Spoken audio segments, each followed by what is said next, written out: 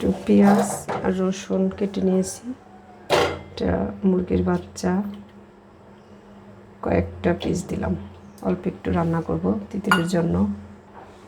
এতে আমি একে একে হলুদের গুঁড়া, চুলাটা ধরিয়ে নিই, তার আগে পানি দিয়ে দিই,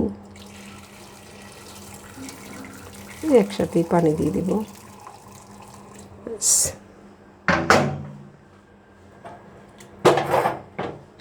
চুলাটা ধরিয়ে দিই।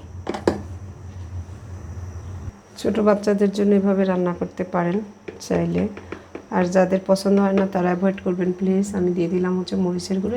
এখানে আপনারা কাঁচামরিচ, ছোটো বাচ্চা হলে যারা ঝাল খেতে পারবে না, কাঁচামরিচ একটা দুটো ব্যবহার করতে পারেন।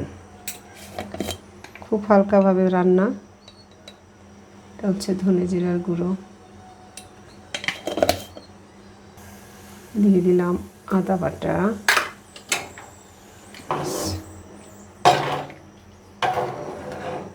কি দিইনি লবণ,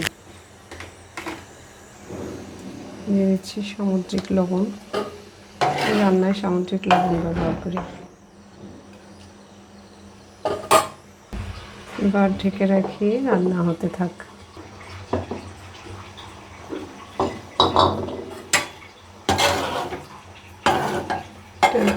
ঝোলঝোলি রাখবো আমি মুরগিটা, একদম বাচ্চা মুরগি, সিদ্ধ হতে বেশি সময় লাগবে না। এবার আমি অল্প একটু তেল দিয়ে দিই, সরিষার তেল। ব্যাস, তেলটা না দিলেও হয়। আর হচ্ছে একটু কাশ্মীরি গরম মশলা আমি এখনই দিয়ে দিব, শাহি গরম মশলা, সরি। ব্যাস এইটুকুনই হচ্ছে এটার মশলা। এবার রান্না হবে। আর এখানে আমি তেলাকুচা, মরিচ পাতা আর পুঁই পাতা দিয়ে দিলাম।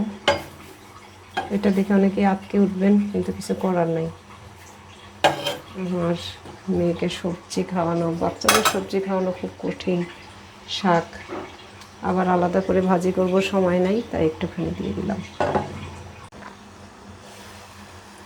মাংসটা দেখাচ্ছি, রান্না শেষ। চুলাটা বন্ধ করে রাখবো।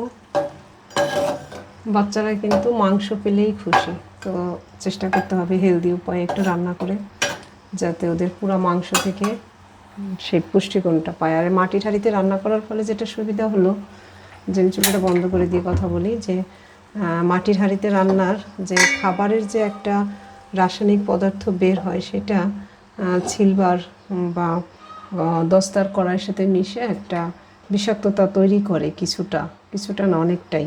কিন্তু মাটির হাঁড়িতে রান্না করলে বরংস এই খাবারটা অ্যালকালাইন হয়, মানে কিছুটা অ্যাসিডিক থেকে অ্যালকালাইন হয়।